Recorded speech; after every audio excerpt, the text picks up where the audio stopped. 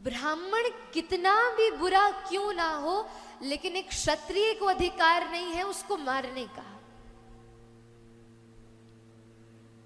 ठाकुर जी बोले, अर्जुन इसीलिए कहा था मैंने प्रतिज्ञा ध्यान से लो, सोच के लो कि अरे इसको, बालकों को मारने वाला तो कोई भी हो सकता है। अब अर्जुन फंस गया, असमंजसता में आ गया। अश्वत्थामा को बंदी बनाया, द्रौपदी के सामने लेकर आया, और तभी द्रौपदी की स्थिति थी, निरीक्ष्य कृष्णापकृतं वाम स्वभावा कृपया ननाम च। द्रौपदी रो रही है, ठाकुर जी ने बाहर बुलाया, अरे द्रौपदी तेरे बालकों का हत्यारा आ गया। एक सिंगनी की भांति बाहर निकली, लेकिन जैसे अश्वत्थामा को देखा झुक गई, हाथ जोड़ लिए, प्रणाम किया।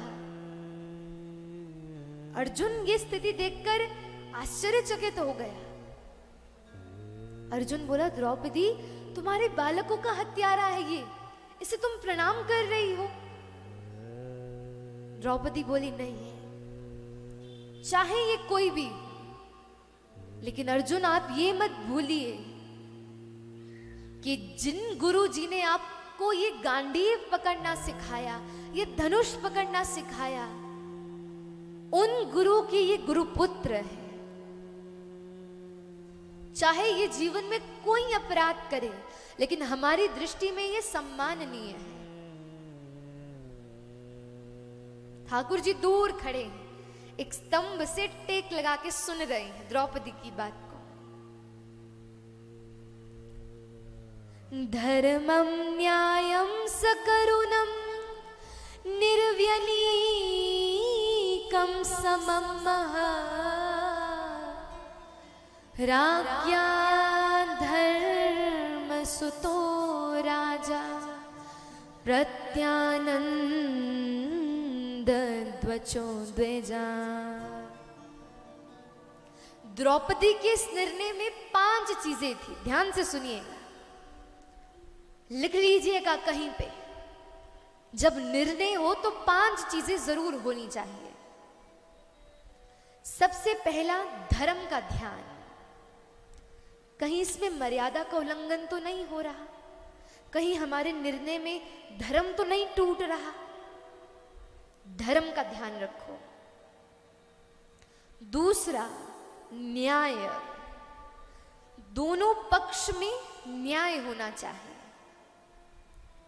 ऐसा नहीं कि निर्दोष को दंड मिल जाए, न्याय होना चाहिए। सकरुणम, करुणा होनी चाहिए। निर्व्यलीकम, कपट रहित निर्णय होना चाहिए। और 5वीं और सबसे श्रेष्ठ वस्तु, समम, समता होनी चाहिए, निरपक्ष होना चाहिए। आजकल की तरह नहीं कि जहां जज को धन मिला सो जज मुड़ गया। सम होना चाहिए। ऐसा वर्णन करते हैं कि रामावतार में जब वानरों की सेना ठाकुर जी ने बना दी, अब वानर थे, इतने बड़े राक्षस से कैसे युद्ध करते? तो ठाकुर जी ने क्या किया, सब वानरों को एकत्रित किया और सबको इकट्ठा करके सब में एक दृष्टि डाली, और ठाकुर जी की दृष्टि डालने से सब में ठाकुर जी की जितना बल आ गया, इतने बलशाली हो गए। पूरा युद्ध हो गया, वानरों ने युद्ध कर लिया। अंत में वानरों ने ठाकुर जी को उनकी शक्ति वापस कर दी।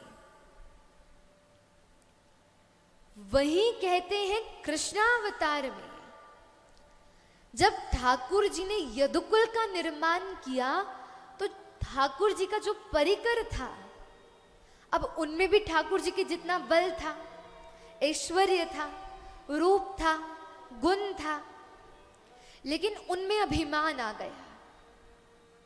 कोई आकर बुलाता कि अरे आज हमारे घर उत्सव है, द्वारिकाधीश को निमंत्रण दे देना। तो यदुवंश के जो लोग थे वो सब कहते, अरे द्वारिकाधीश में ऐसा क्या है जो हम में नहीं है। वो बोले, अरे वो भगवान है, उन्होंने ऐसा किया, उन्होंने वैसा किया। बोले, अरे लो हमारे भी 4 भुजा है, लो हमारे पास भी सुदर्शन चक्र है, लो हमारा स्वरूप भी बढ़िया है। उनमें अभिमान आ गया। तो ठाकुर जी ने क्या किया, अंत में जाते जाते अपने यदुकुल का विनाश कर दिया। पुत्रा अयुध्यन पितृभिर भ्रातृभिश्च स्वस्त्रीय धूतव्य मातुलय्य। भाई भाई लड़ रहा है, पिता पुत्र लड़ रहा है, और सबको धीरे धीरे करके विध्वंस कर दिया, समाप्त कर दिया। ठाकुर जी का यहां क्या स्थिति वर्णित हुई, निरपक्ष स्थिति है। चाहते तो ठाकुर जी का कुल था, लेकिन वानर तो ठाकुर जी के कुल भी नहीं थे। वानरों को तो कोई समाप्त नहीं किया जाते हुए, अपने कुल को किया। माने ठाकुर जी निरपक्ष थे, सम थे, जिसका दोष था उसे ही दंड दिया। तो द्रौपदी के निर्णय में ये 5 वस्तुएं थी। भीम बोला, अरे द्रौपदी इसको कैसे छोड़े, अरे इसने तुम्हारे बालकों को मारा, तुम्हें रोष नहीं आ रहा। द्रौपदी बोली, स्वामी सबसे बड़ी बात है, मेरे 5 पुत्र मरे, लेकिन मेरे 5 पति तो है ना। और अभी अभी गुरु जी की मृत्यु हुई है, श्री द्रोणाचार्य जी की मृत्यु हुई है, और यदि उनका पुत्र भी चला जाएगा तो गुरु माँ की स्थिति क्या होगी, वो कैसे संभालेंगी अपने आप को। उनकी स्थिति को देखो। और ठीक है, तुम मार दो इस अश्वत्थामा को, लेकिन मेरे 5 पुत्र जीवित तो होने चाहिए, तो मारो इसे। ठाकुर जी दूर से सुन रहे हैं। ठाकुर जी के चित्त में इतना आह्लाद हो रहा है, ये मेरी बहन है। ठाकुर जी भाग के गए, द्रौपदी को हृदय से लगाया। अरे जिस माँ के सामने उसके बालक मरा है और वो फिर भी विवेक को इस्तेमाल कर रही है, विवेक अपना रही है, धन्य है द्रौपदी। चित्त से लगाया। ठाकुर जी ने द्रौपदी को अपना नाम दे दिया, कृष्णा। ठाकुर जी बोले, मैं कृष्ण, तुम कृष्णा। अब भीम बोले, अर्जुन तू छोड़ेगा, मैं मार दूंगा। द्रौपदी बोली, मत मारो। युधिष्ठिर, नकुल, सहदेव बोले, हाँ द्रौपदी की बात से हम सहमत हैं। अब प्रजा बोल रही है उधर से, तुम छोड़ोगे अश्वत्थामा को, हम मार देंगे इसे। और अर्जुन की स्वयं की प्रतिज्ञा है, इसे मारना है। अब करे ना करे, असमंजसता में फंस गए। ठाकुर जी तो दूर खड़े होकर हंस रहे हैं, बोले हमने तो पहले ही मना किया था, प्रतिज्ञा मत लो। अब अर्जुन को कुछ नहीं समझ आ रहा। अर्जुन की स्थिति ऐसी, उसका जो विवेक है वो शून्य हो गया है। तब उसने हल्के से नजर से ठाकुर जी की ओर देखा,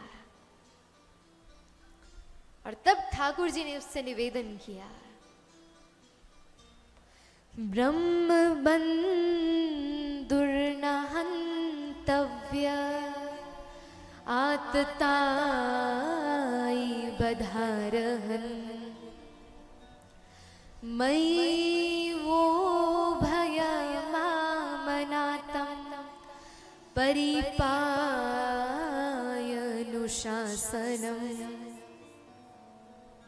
ठाकुर जी ने उसको निर्णय दिया, आतताई को छोड़ना नहीं चाहिए और ब्राह्मण को मारना नहीं चाहिए। तो अश्वत्थामा आतताई नहीं था, तो अर्जुन ने ठाकुर जी की प्रतिज्ञा को स्वीकार किया और ऐसा दंड दिया कि मृत्यु दंड तो एक बार दिया जाता है, लेकिन अर्जुन ने जो दंड दिया वो क्षण क्षण मृत्यु का आभास कराती है। माने संभावितस्य चा कीर्ति मरणादति रिच्यते, गीता जी में वर्णित है। एक सम्मानित व्यक्ति को यदि भरी सभा में कोई अपमान कर दे या एक थप्पड़ लगा दे तो सारी जिंदगी वो व्यक्ति तिल तिल मरता है। क्यों? भरी सभा में उसका अपमान हो गया। अब अश्वत्थामा सम्माननीय थे, गुरुपुत्र थे, उनकी शिखा को निकाल दिया, उनके ब्रह्म तेज की एक मणि थी उसका छेदन कर दिया और सब कुछ निकाल के आधे केश मुड़वा दिए, आधी मूंछ मुड़वा दी और उन्हें बस नगर में भेज दिया। अब जहां जाते वहां लोग पत्थर मारते, जहां जाते वहां लोग प्रहार करते, ऐसी स्थिति बन गई।